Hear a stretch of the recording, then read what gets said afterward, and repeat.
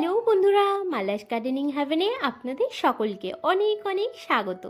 আশা করি আপনারা সবাই অনেক ভালো আছেন। আমিও অনেক ভালো আছি, সাথে বাগানের নিত্য কাজে ব্যস্ত আছি। বন্ধুরা, আজকের ভিডিওতে আমরা জানবো যে নয়নতারা ফুলের গাছ কিভাবে দেখে চিনবেন যে কোন গাছে সাদা ফুল হবে আর কোন গাছে কালারিং অর্থাৎ বেগুনি কালার বা অন্যান্য কালার। তো তার আগে চলুন বাগানের কিছুটা অংশ দেখে নিই একবার। পুরো বাগানটা ভর্তি এখন গরমের বিভিন্ন ধরনের ফুল, আরও নতুন বেশ কিছু ফুল আসা শুরু করেছে। আসলে আমি তো গাছ লাগানো শুরু করেছিলাম একটা দুটো গাছ দিয়েই, আর আস্তে আস্তে কবে যে এই গাছ লাগানো আমার নেশায় পরিণত হয়ে গেছে আমি নিজে এক ভুনাক্ষরেও বুঝতে পারিনি। আর আস্তে আস্তে একটা গাছ দুটো গাছ করতে করতে এখন দেখুন একটা গোটা বাগান তৈরি হয়ে গেছে। সত্যি কথা বলতে এই বাগানে গাছে জল দিতেও সময় লেগে যায় প্রায় ৪৫ মিনিট, আর ওই ৪৫ মিনিট কন্টিনিউয়াস ছাদের ট্যাপের জল পড়তে থাকে আর আমি গাছে জল দিতে থাকি। পুরো ৪৫ মিনিটে এই সমস্ত বাগানের সব কটা গাছে জল দেওয়া হয়ে যায়, কিন্তু তাতেও কখনো কিন্তু অধৈর্য মনে হয় না। বাগানে এসে কাজ করতে ভালোই লাগে, আর কখন ২ ঘন্টা ২.৫ ঘন্টা ছাদ বাগানে কেটে যায় আমি বুঝতেও পারি না। হঠাৎ করে যদি মনে পড়ে আর টাইম দেখি তখনই বুঝতে পারি যে হ্যাঁ, পুরো ২ ঘন্টা ২.৫ ঘন্টা হয়ে গেছে। এই বাগানে গাছে জল দেওয়া, এখান থেকে আগাছা পরিষ্কার করা, নতুন চারা গাছ লাগানো, আর সাথে গাছে সার খাবার তৈরি করে দেওয়া, এইসব একটা রেগুলারের কাজে এখন আমার পরিণত হয়েছে। তো দেখুন আজকে রান্নাঘর থেকে এইসব সবজির খোসা আর একটুখানি ওই সবজির খোসা ধোয়া জল আর একটু ভাতের মাড় নিয়ে এসেছিলাম।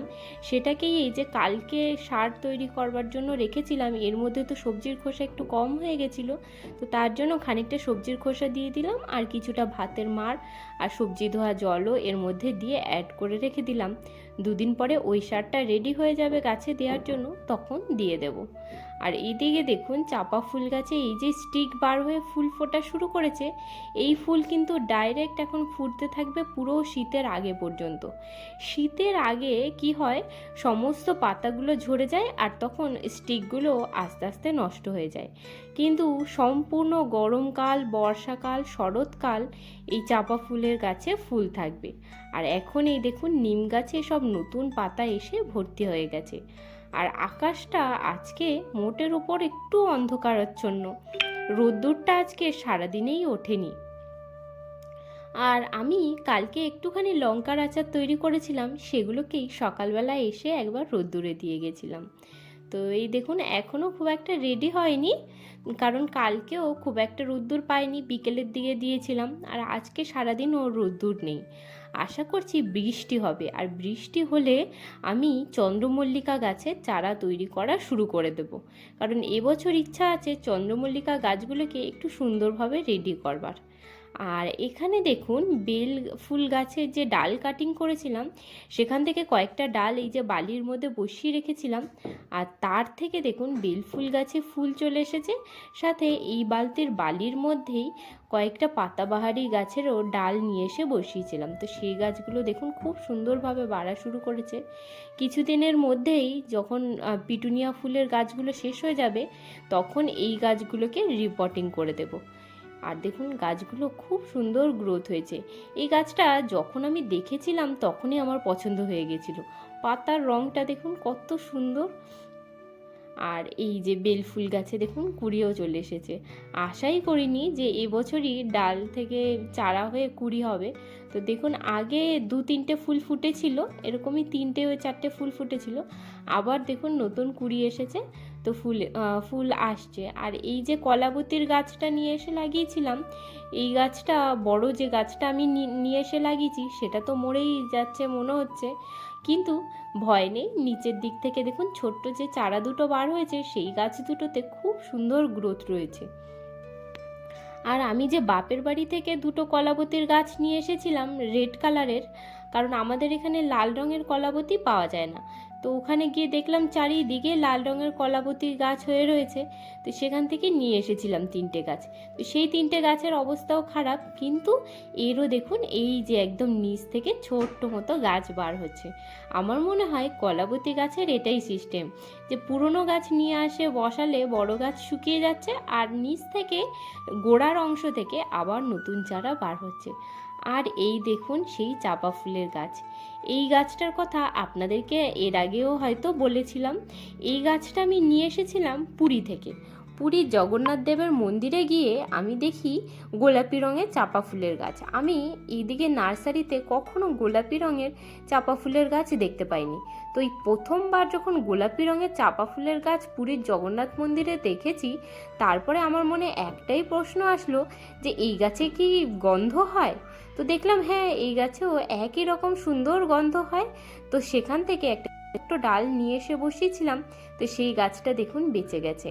আর এই একই গাছের গোড়ায় একটা ছোট্ট পিটুনিয়ার গাছ পিছনের দিকে বেড়েছিল, আর সেই গাছেও কত সুন্দর ফুল ফুটছে দেখুন। আর এগুলো দেশি পিটুনিয়া, তো এগুলো খুব একটা ঝোপালো হয় না, এই ধরনের ডান্ডা আকারে হয়। আর এই গাছে কিন্তু প্রচুর পরিমাণে দানা হয়। আর এর যদি একটা গাছ আপনারা লাগিয়ে ফেলতে পারেন, তাহলে বছরের পর বছর ওই দানা মাটিতে পড়েই চারা তৈরি হবে, আর সেই চারা থেকে গাছও তৈরি হতে থাকবে। চলুন আপনাদেরকে দেখিয়ে দিচ্ছি। এই যে দেখতে পাচ্ছেন, এইগুলো ফলগুলো পুরো শুকিয়ে গিয়ে ফেটে গিয়ে দানাগুলো বাইরে বেরিয়ে গেছে। তো এই যে যে নিচের দিকে দেখতে পাচ্ছেন, এইটা সদ্যমাত্র শুকিয়েছে। এর মধ্যে একদম ছোট্ট ছোট্ট গুড়ি গুড়ি দানা হয়। পিটুনিয়ার দানা মোটের উপরে হচ্ছে আপনার ওই তুলসী গাছের যে দানা হয়, মঞ্জুরির ভিতরে যে দানা হয়, সেই রকমই। এই দেখুন কত ছোট্ট ছোট্ট দানা। এই দানাকে আপনারা খুব সহজেই একটা কাগজে মুড়ে রেখে দিতে পারেন আগের বছরের জন্য। এই দেখুন একদমই ছোট্ট ছোট্ট গুড়ি গুড়ি দানা। আর নয়তো এই দানা ডাইরেক্টলি আপনার টবের মাটিতে পড়বে, পড়ে পরের বছর সেখান থেকেই আপনা আপনি চারা হবে। আর সেই চারাগুলোকে তুলে নিয়ে আপনারা অন্য জায়গাতে লাগিয়ে দেবেন, তাহলেই খুব সুন্দরভাবে গাছ হয়ে যাবে। আর আমার বাগানে দেখুন প্রচুর পরিমাণে পিটুনিয়া ফুলের গাছ হয়েছে। আর এখন শুরু হয়ে গেছে নয়নতারার সিজন। আর নয়নতারা এখন দেখুন চারিদিকে হয়েছে। আমার বাগানে আমি বোধহয় আলাদা আলাদা করে প্রায় 5 জায়গাতে নয়নতারা গাছ লাগিয়েছি। আসলে যখন অনেকগুলো একই ভ্যারাইটির গাছ থাকে, সেগুলোকে যদি আলাদা আলাদা করে লাগানো যায় টবে করে, আর এক লাইন দিয়ে 10টা-12টা গাছে যদি ফুল ফুটে থাকে, দেখতে কিন্তু ভারী সুন্দর হয়। তো আপনাদেরকে যেটা বললাম যে নয়নতারা ফুলের গাছ দেখে কি করে চিনবেন। নয়নতারা ফুলের গাছ, এই যে ছোট্ট চারাটা দেখতে পেলেন, ওটা হলো সাদা, আর এটা হলো হচ্ছে আপনার ওই বেগুনি কালারের। কারণ দেখুন স্টেম দেখেই বোঝা যায়। স্টেম মানে হচ্ছে কাণ্ডের অংশটা যদি একটু এই ধরনের কালারিং হয়, তাহলে বুঝবেন যে নয়নতারা ফুলের গাছের ফুলটা বেগুনি হবে। আর যেটা সাদা ফুল ফোটে, তার স্টেমটা কিন্তু সবুজ রঙের হয়। আর যেগুলো বেগুনি রঙের নয়নতারা, তার স্টেম অর্থাৎ কাণ্ডটা হয় বেগুনি রঙের টাইপের। আর এই দেখুন এটি হচ্ছে লক্ষ্মী জবা ফুলের গাছ। এই গাছে রোজ ফুল দিচ্ছে। আজকেও 3টে ফুল ফুটেছিল, তো 2টো ফুল পুজো দেওয়ার সময় তুলে নিয়ে গেছি, আর একটা ফুল গাছেই রেখে দিয়ে গেছিলাম। আর এখানে দেখুন গোলাপ ফুলের গাছ। আর এটা হচ্ছে টাইগার গোলাপ ফুল। আর এই গোলাপ ফুলের মাঝখানে খয়েরির মধ্যে হলুদ রঙের ছোট ছোট ছিটছিটে দাগ থাকে। আর এই গোলাপ ফুলের গাছটাতে কিন্তু প্রচুর পরিমাণে ফুল হচ্ছে। 2-3টে করে কুড়ি আসে, ফুল ফোটে, আবার নতুন করে কুড়ি আসে। আর এই দেখুন 2টো ফুল ফুটে আছে, এখনও গাছে 3টে নতুন কুড়ি এসে রয়েছে। গোলাপ ফুল গাছের জন্য মিডিয়া তৈরিটা কিন্তু খুবই জরুরি। মিডিয়া যদি আপনারা ভালোভাবে তৈরি করতে পারেন, তবে কিন্তু গোলাপ ফুলের গাছ থেকে সারা বছরই গোলাপ ফুল পাওয়া যায়।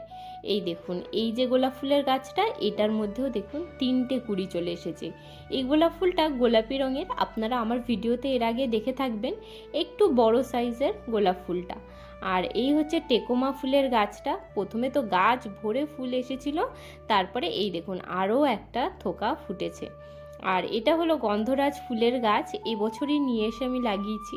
এর আগে আর একটা গাছ আমি লাগিয়েছিলাম, সে গাছটা মারা গেছে প্রায় 3 বছর আগে। তো এবছর আবার একটা নতুন গাছ নিয়ে এসে আমি লাগিয়ে নিয়েছি। আর খুবই সুন্দর দেখতে এই যে কুন্দ ফুল।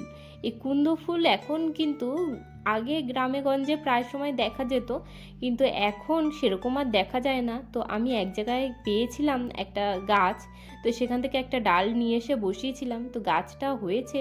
আর দেখুন খুব সুন্দর ফুল ফোটে, আর ওই ফুলের আবার কালারও চেঞ্জ হয়, হলুদ থাকে আবার আস্তে আস্তে পিঙ্ক হয়। আর কত সুন্দর একটা সাদা রঙের পিটুনিয়া, দেখুন চারিদিকে পিটুনিয়া ফুল ফুটেছে, আর দেখতেও খুবই সুন্দর লাগছে।